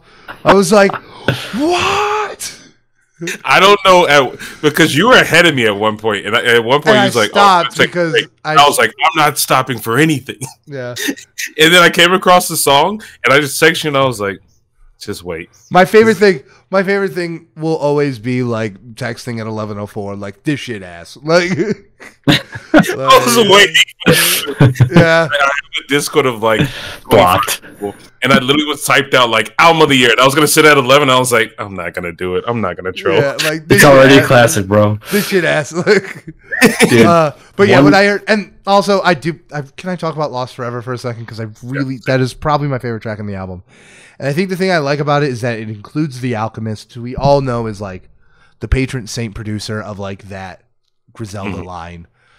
And I love how they did the switch where it was like the beginning. At least it sounds like, I don't know for sure, but that first beat sounds like The Alchemist. It sounds exactly like an Alchemist beat. You have Travis rapping over it, and he's delivering. Travis does not seem like an Alchemist beat would play to his strengths, but he delivers. He did it. And then they do the beat switch on the Ayo. Dude, the Ayo's the beat switch. And then they go complete into like Travis Scott classic kind of production. And I think it hits. Like, it's exactly how I would have wanted that song to play out. Like, give me Travis doing the Griselda thing, and then give me Westside Gunn doing the Travis thing, and just ride that into the sunset. It was a perfect. That might be my song of the year. Like, I'm keeping it real. That is in the running for song of the year. And yeah, it's fantastic. I was just gonna say I like this song a lot. This is still not my favorite Westside Gunn feature, though. I said the exact same thing to Brandon. It's a great feature. I don't know if it's his best feature, but like, this guy's one of my favorite rappers right now. So like, 100%. There's a lot of my favorite. Yeah. Purvis, what's your favorite Westside Gunn feature? Like, feature specifically, I have to do some research. I wouldn't be able to give you an answer. The thing is, I did text Brandon about this. Don't get me wrong. The feature's great. He did phenomenal for what he was intended to do. It hits. Yeah. It's great in the album. I heard the original version as well. Personally like it a little bit more. But it's still good. Regardless. Everything's great. But I also know I've heard, like, in my freaking 10,000 song Griselda playlist, I've heard some Westside Gunn songs where, like, I've had to pause it, literally rewind it, look up the lyrics, and go, damn. Yeah, no, he's a mastermind, right? So like, but I don't know. It's just like, I think Westside Gunn is just a artist who I love a lot, and like, on one end, I think like just given like the ethereal nature of like their interest, I knew this was an inevitable connection. But at the same time, like, I don't think Westside Gunn fits upon what I thought the Travis Scott sound was a week ago. And then, but I think like it came together really well. I think it's probably my favorite feature on the album. Like, I think like, and I do think it's the best in a hip hop realm. Like, of all the other rappers on this, which, like, once again, this is a hip hop album. Like, I think like he is easily the best rap feature. My favorite feature, like, in general, has got to be Frank Ocean on My Eyes, because you can't tell me that Check Mountain Voice isn't Frank Ocean. God damn it! That's like, funny, yeah. There's no way.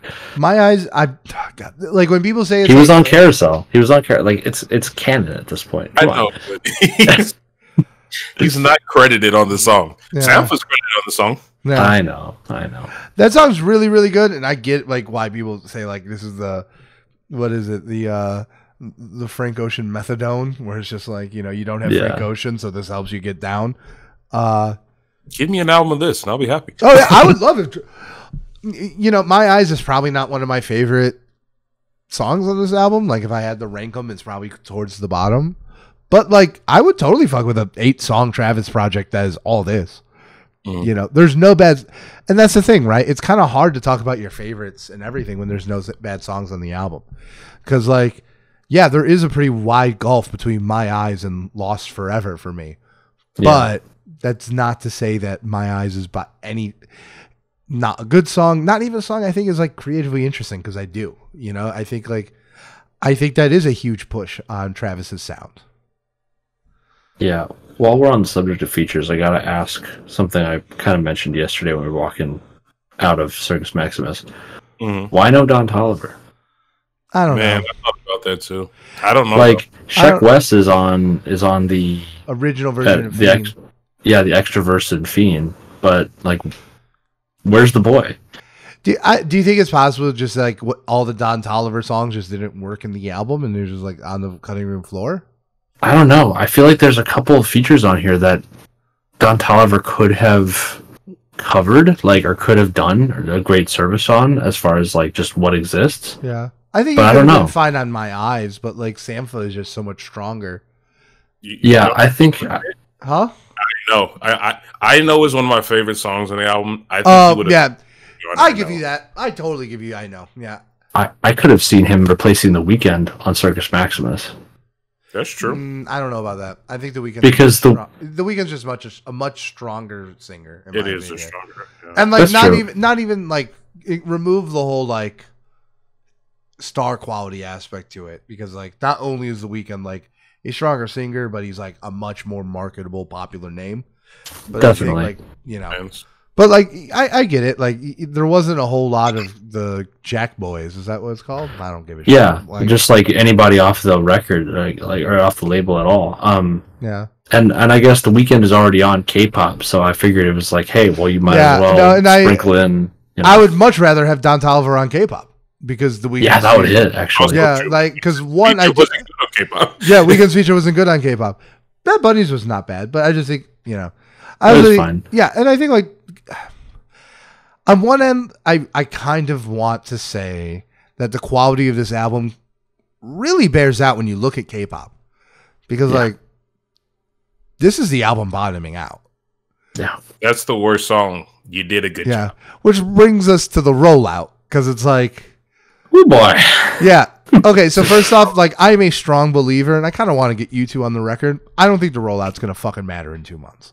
No, because I think if this was a trash fire, maybe the narrative of the rollout might stick around for a little bit longer, but it's not. This is a incredible album of the year quality album. I don't think it's a good rollout, but I ultimately don't think it matters, because I think the quality of the album will carry it much farther than any rollout ever will. But that being said, I think this is probably one of the biggest trash fires of a rollout I've seen in a long time. Which is shocking for him, to be honest. It's very good. And the thing is that it's like head to nuts, because like the K-pop music video isn't bad, but it's also not great. The less said about Circus Maximus, the better. What's funny about the K-pop video, those are all visuals that would have totally worked in a much higher energy video for Utopia Twins. Why was that not one of them? Sure. Yeah, I would. Yeah, I agree with that 100%. Yeah, I totally think with that. Yeah. Don't know. Yeah. Might be coming still. And, you have the Pyramids thing, which I think was cool. I think like the idea of like this grand epic album, like, at the Pyramids of Giza, referencing Circus Maximus, even though it wasn't shot at Circus Maximus. Circus Minimus. Yeah. It was shot in like some Irish fields, which like that would have been a cool name. Like not Irish fields, but whatever the names of it are. They were I actually looked into it. They were shot in like these like low, like these relatively smaller coliseums in Northern Ireland, which I think is cool in its own right. Like it's certainly a cool permit to get if you have, $1 million. Yeah, weird flex, but okay. Yeah. A bunch of money. But I love the idea of like tying this to like great, like jaw-dropping human achievements, right? Because like it is a very maximalist, grand thing, and I think that's kind of like the tension in its relationship with Yeezus, because like the sonic relationship between this and Yeezus is very obvious and on the nose. Yeah, I don't hate it, but it's there. Yeah, what I mentioned yesterday was that it's got musical ties to his early projects, so Owlfair and Rodeo, like that era of like the heavier, darker stuff. But then musically, it's clearly drawing from production notes on Yeezus, and then in terms of like the theatricality of it, it's like his Donda moment. Yeah, it feels a lot like Donda. It feels like a secular Donda. Yeah. It also, yeah, I think the thing with the tension with Yeezus is that it sounds a lot like Yeezus, but I think at its core, the album for like what it is, it's like almost the opposite. Yeah, because like it's a very large, grand scale maximalist album, and Yeezus is not that. Yeezus has like 3 features. I think it's a little bit more than that, but it's a shorter album. It's like a lot more minimal. Like even like the sonics that it borrows from Yeezus, like there's just so much more of them, and like that's not a problem. But it's just like sounds like Yeezus, plays like Dark Fantasy. I agree. Yeah, that's how I would say it. You know, it's so funny because like I feel like this is one of those out because of the quality. It might actually bring in more fans or like bring more attention to Travis Scott. And you don't know it, but Jasper, it's funny because like I was talking to Jenna about it, and Jenna was like, "Man, this kind of sounds like Yeezus," and I was like, "Well, yeah, there's a lot of influence playing in it." And, like, did you know? Yeah, like, literally, it was one of those moments. Was like, I don't want to mansplain, but like Travis produced that, like had a big influence on Yeezus, and she was just like, "Wait, Travis has helped like Kanye produce stuff," and I'm like. That's like how he got his. We're gonna have a very long conversation. So it was like, okay, this is nice. It's all coming together. I had the exact same conversation with my roommate. He's like, it sounds a lot like Yeezus. I'm like, Modern Jam is literally a Yeezus beat. Like he was supposed to say, did you know? You know, like it's like and like look, if he had nothing to do with Yeezus, I would say like the sonic level comparisons would be almost a turnoff. But knowing that like he created those sounds in the first place. Doesn't bother me on this. Those even carry through, like 2013 being like a really pivotal year for him. Those even carry through onto like Magna Carta Holy Grail. Yeah, he has what's that song? Crown, where he's the chorus feature, and that's got like that very like digital kind of crushed feeling to it. But also, can you imagine if Gesaffelstein, who produced a lot for Yeezus as well, produced on this, and like how much further it would have gone in that direction? Would be insane. Yeah. So I think we've come out on the other side just saying that we all think Utopia is great. Maybe not flawless, but great. Where does he go from here? Because I will say this: I think the ultimate I think the biggest benefit of Utopia for me is that like my ideas of what Travis Scott could be were very narrow coming out of Astroworld. That's why I thought it was a make or break moment, because it's like, are you going to do the same shit again and like maybe better? Are you going to try and do the one trick pony thing like Pusha T, but it seems like you might not have what it takes? Or are you going to evolve? And he evolved. He very clearly chose that second path. And now it's like, I see him going in a lot of different directions. I don't think like, I think like he was at like a nexus point where it was like one or the other after Astroworld. I don't think he's in that case anymore. I think it's very open. So where do you guys think he might go? Do you think we have another 5 years to wait? Do you think like, do you have something you want him to do?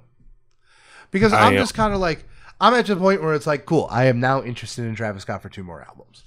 Because it's like, this was my make or break moment. I liked Astroworld enough, but it was like, if this is not better than Astroworld, I'm checking out. Now I'm just not checking out. I'm like, no, I'm still on the Travis Scott train, probably more than ever, because I really like this album. But I don't think I'm bought into him as much to like say like, oh, like where do I think he's gonna go next? So I think like just to like wrap up this discussion and then to get to our grades and then our recs. Yeah. Why don't we why don't you two take the lead and say like where you want him to go? Like what's a follow up to Utopia look like to you two?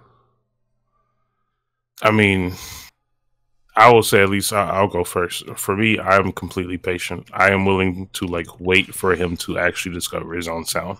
No. I think the 5-year wait between the items or between the albums was actually very crucial to his development because it gave him time to explore different sounds.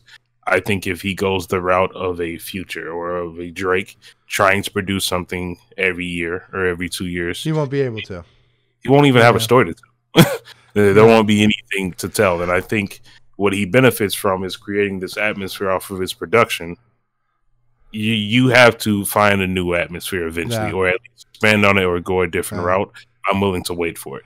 Yeah. So, as one of the hardcore fans who's probably going to like it regardless, I would rather him wait to produce his own sound and have it be something great for everyone to listen to and everyone to like enjoy. Because I remember, I don't know if it was 2-3 weeks ago or something like that, you all were discussing it. I was kind of just sidelining. But Jasper was saying like the impact of actually having like multiple people discuss something and having it be like a community effect is so much greater when like you can talk about it and you can share it with other people. And I don't even remember what the conversation was about. But that was in the context of like if Donald Glover puts out like a super critically acclaimed album, but it is not well received publicly because there's like a weird balancing act in terms of community and culture and like accepting something even that if it's critically good to be able to be enjoyed by the masses. Whereas I just think the answer's in here. It just comes down to what you think, what passes your critical snippet. Yeah. And so I don't give a shit. Like, and once again, like if this album bombed, like let's say like this came out and people rejected it because it is like a relative shakeup.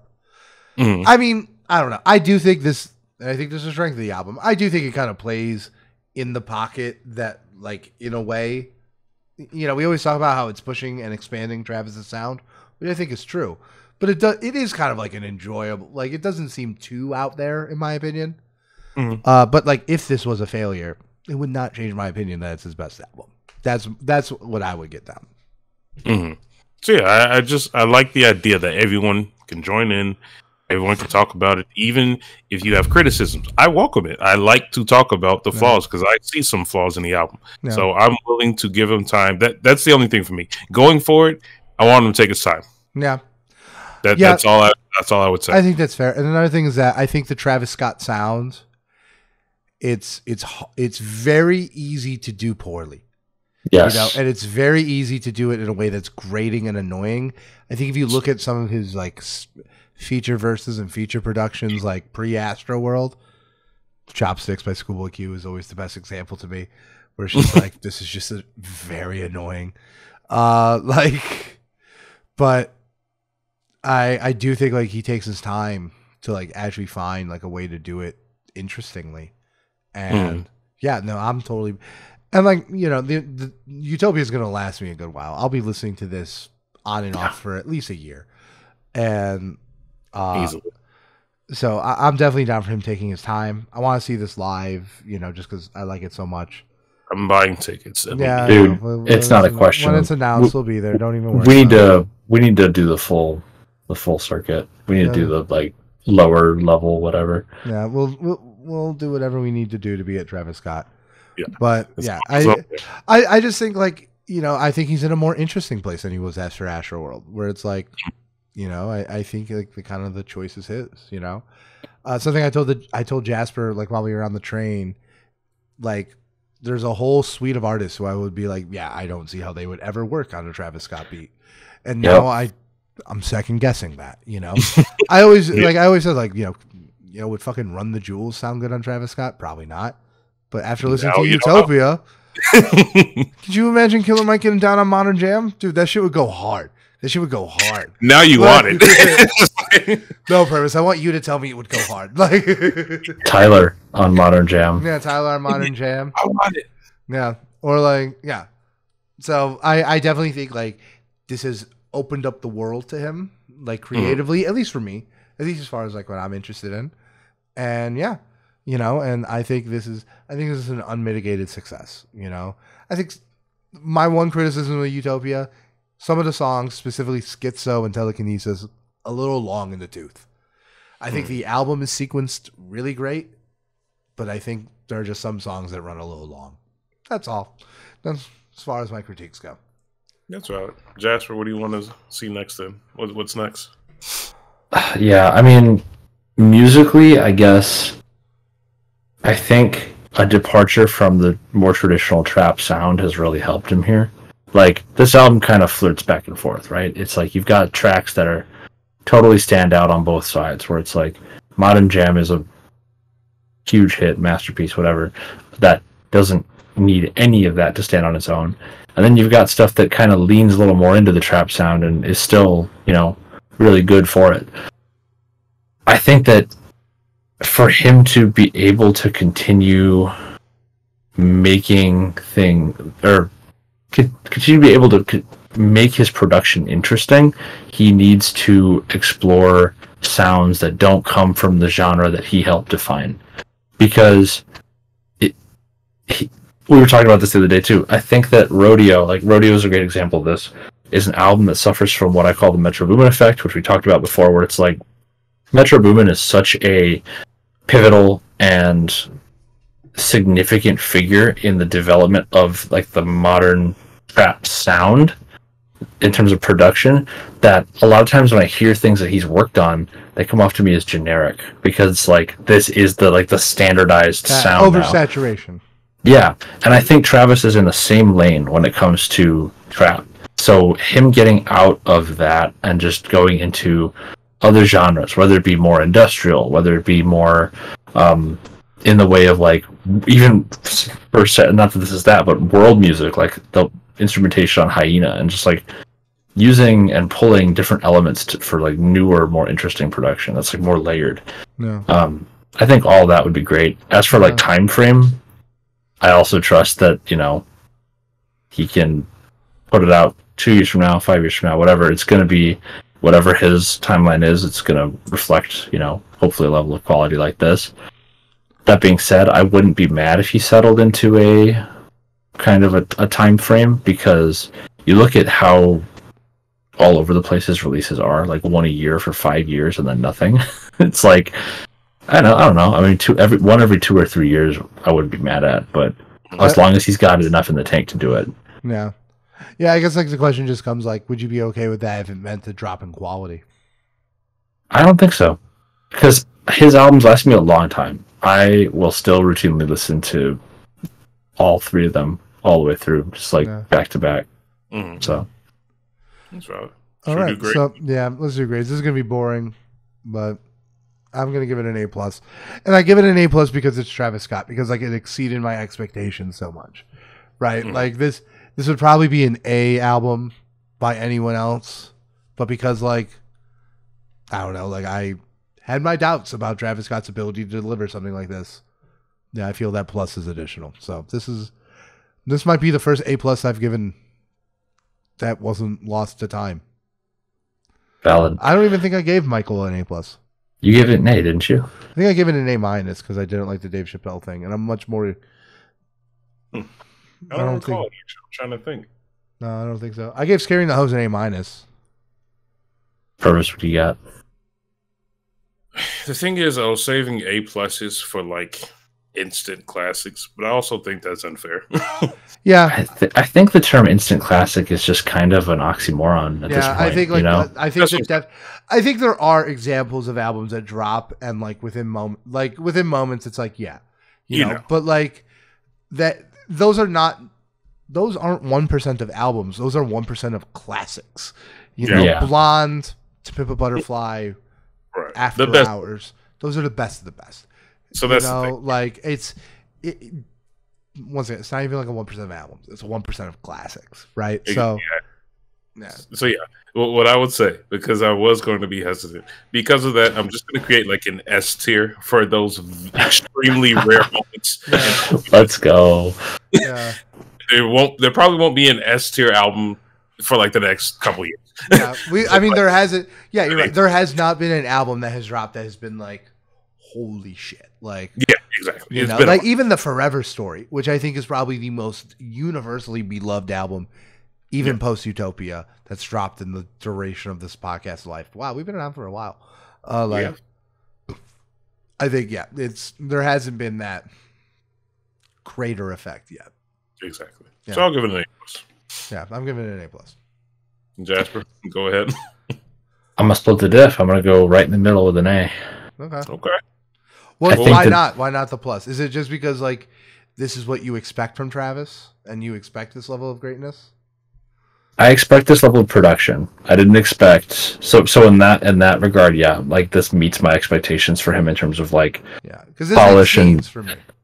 Yeah, polish and depth. That's the thing is like for me, given that I am much more predisposed, I guess, in my taste to like the sounds of Butterfly Effect of fucking all of Astroworld. It's like for me, this feels like a continuation of that, but then it's being supplemented. So I expected nothing less than what I already appreciated from Astroworld in that sense, and just because I hold that album in like a higher esteem. But as far as what holds it back from a plus, I would say I think some of the decisions in terms of where like we talked about with the Cuddy feature, and some things feeling a little bit rushed or other things feeling a little bit too spaced or too floaty, I think is kind of a bit of a problem. And then certain aesthetic decisions, like again the sound effects on Sirens, which I think is a great track, but that just annoys the hell out of me. Just like no, that's valid though, because like, sometimes like there are tracks where it's like everything else is just like absolutely fine, but there's just one thing that fucking annoys you, right? Yeah. So I don't have that problem personally with Sirens, but maybe at 14 listens I'll come across that. Yeah. No. It's like as it speeds up. Yeah. But then and then nothing about it would make me really rate it lower, just because I think that this like what you said about instant classics, I genuinely feel that way specifically about Modern Jam. Like this song, the second I heard it, I was like, this is the kind of song that like comes out and it doesn't really fit any particular time in terms of like, oh, it's a product of this era, and it's like this feels like one of those timeless songs in the same way that a lot of Daft Punk does to me. And even going back further, you've got certain hits that just transcend the decade they come out in or the genre they come out in, and people know them. And I think this has the potential to be a song like that. So, flashes of greatness. No. The only thing I think about with Modern Jam that I could relate it to, that I get small vibes from the movie, I was thinking about After Hours and like The Weekend, and just that aspect of being in the club completely messed up, but like you're low-key depressed. Yeah. That was the vibes that I kind of get, but that's about it. So you're right. Modern Jam is pretty standout, but Modern Jam's a standout. Yeah, for sure. All right, should we do Rex? Who wants to go first? Mine's a transition from Utopia, so I can go. Okay, go for it. Okay, so what I wanted to do is I wanted to recommend at least a song by an artist I wish was on Utopia. Okay. And then I found out the two artists I think I would have really liked to have seen on here did a song together. And then I listened to it, a lot. So I'm recommending The Juice by Tobe Ngiwe and Paul Wall. Wow. Yeah. And don't give me shit. Paul Wall was on Owl Pharaoh. Like, I'll give it to you. No. Could you imagine Fiend, third track, post Playboy Cardi, third verse? You just hear, it's Paul Wall, babe. Oh my God. That would have topped West Side Gun for me. All right, come on. Okay, bet. So yeah, Juice by Tobe Ngiwe and Paul Wall. I'm like literally trying to find the name. Okay, Jasper.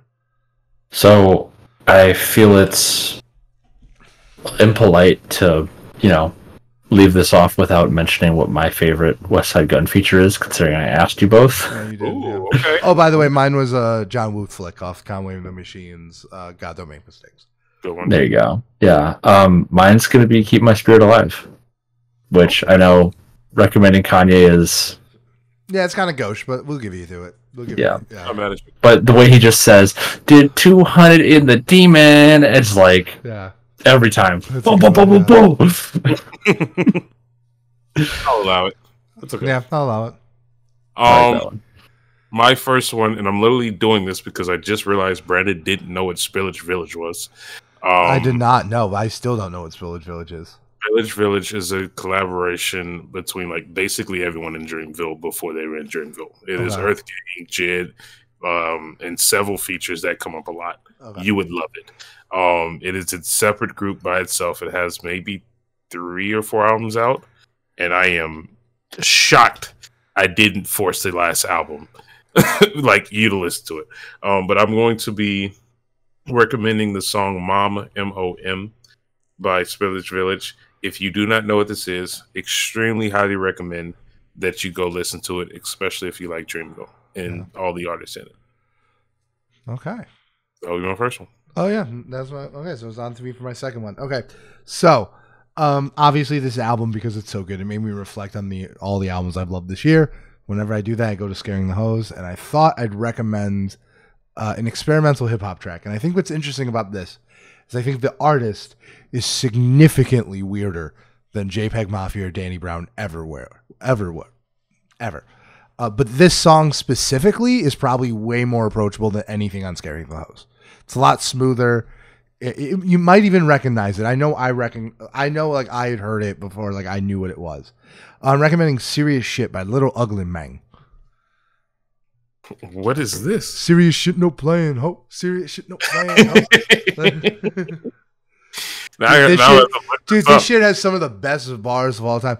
Because I'm more connected than the alphabet is in cursive, bitch. Like, okay, that's a bar. I'm not gonna lie. yeah, actually is a bar. Okay. Sit down. Like, you gotta listen. You should listen to this song in 3 minutes. Like, it's incredible, and it's a very approachable.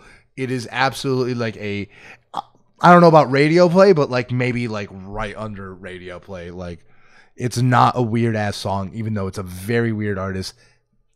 Maybe not even totally a hip hop artist, even though this is definitely a hip hop song. I was gonna say I don't know who this person is. Dude, listen to Serious Shit immediately. You're gonna love it.